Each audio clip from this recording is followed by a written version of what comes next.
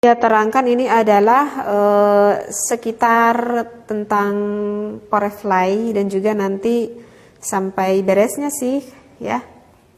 Bismillahirrahmanirrahim. Summa yula'ibuha mula'ibatan khafifatan minad dhami. Nah, ketika mau melakukan berhubungan intim, nah lalu sang suami itu harus bermain-main dulu dengan sang istrinya. Misalkan bisa dilakukan dengan cara merangkul, wattaqbili, kemudian bisa mencium sang istrinya. Wa nahwi dzalika, ataupun ya apapun lah selain dari merangkul ataupun mencium sang istrinya, begitu ya. Hatta idza hadarat syahwataha, sehingga ketika syahwat istrinya itu udah mulai memuncak gitu ya. Aulaja wa taharraka. Nah, baru tuh sang suami bisa melakukan berhubungan intim. Maksudnya di sini adalah boleh sang suami memasukkan penisnya ke dalam farji sang istrinya, seperti itu. Ya, jadi di dalam melakukan berhubungan intim, jadi suami itu jangan langsung ujuk-ujuk aja gitu ke sana gitu ya. Jadi harus melakukan dulu pemanasan atau yang dikatakan dengan Porefly, seperti itu ya. Caranya ya barusan bisa dengan mencium dulu, merangkul dulu gitu ya. Jadi dan suami juga harus mengetahui mana sih titik-titik sensual yang ada pada perempuan, seperti itu ya. Jadi jangan langsung dulu dimasukkan. Kenapa? Jadi karena kalau misalkan posisi vaginanya itu yang masih kering, kalau dimasukkan penis itu rasanya akan tidak nyaman bagi sang istrinya, seperti itu. Nah, kalau misalkan farji sang istrinya udah keluar agak lendir-lendir basah di dalam vagina, biasanya itu gairah seksualitas istrinya itu udah mulai memuncak. Nah, baru di sana suami itu bisa memasukkan hasyafah ke dalam farji sang istri, seperti itu. Nah, setelah suami memasukkan hasyafah ke dalam farjinya sang istri, kemudian faidha sabbal maniyu. Nah, pada saat itu maka akan tumpah tuh mani sang suami. Nah, setelah keluar mani sang suami dan juga mani sang istri gitu ya, fala yanza'u, maka suami itu jangan dulu terburu-buru mengangkat kemaluannya. Bal yasbiru sa'atan, tetapi sang suami itu harus sabar dulu gitu sebentar ya. Jadi jangan udah keluar langsung segera dicabutnya. Tunggu dulu sebentar. Ma'adhanil jidilaha, caranya dengan apa? Caranya mendekap kayak merangkul gitu ya, erat si istri itu dengan penuh rasa kasih sayang kepada si istrinya, seperti itu.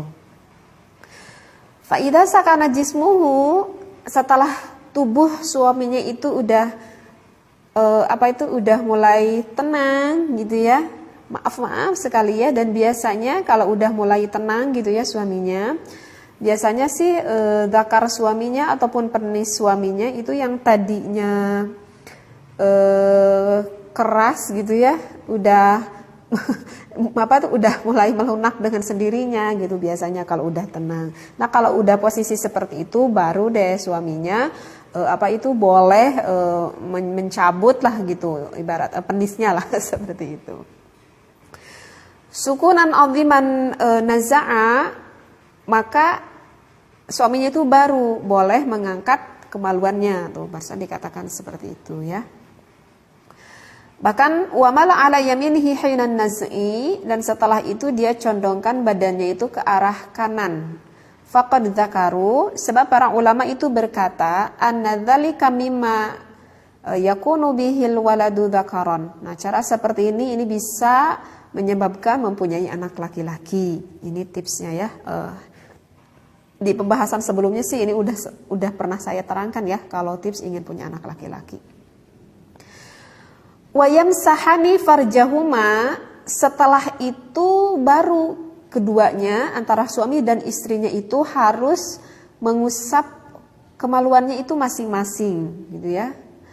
Bikhir qataini nadhifataini, dengan dua tisu ataupun kain lah gitu ya yang bersih gitu. Jadi bagusnya itu selalu disediakan tisu gitu ya kalau di kamar kita gitu ya, untuk mengelap itu. Lirajulin wahidatun untuk suaminya satu, walirmaratin untuk istri, wahidatun untuk istrinya juga sama satu. Wala yamsahani bihirqatin wahidatin, dan tidak boleh mengusap dengan satu tisu nih kata ulama. Kalau satu tisu nanti berebutan. Jadi satu untuk istrinya, satu untuk suaminya. Kenapa? Karena katanya, kata ulama ini, fa inna dzalika yurithul karaha. Sebab hal itu bisa menyebabkan rasa saling benci antara suami dan juga istri. Udah beres. Keterangannya segini dulu ya yang akan saya sampaikan. Jadi poin di sini sebenarnya sih yang lebih intinya itu adalah poref lainnya itu sih kalau menurut saya begitu ya.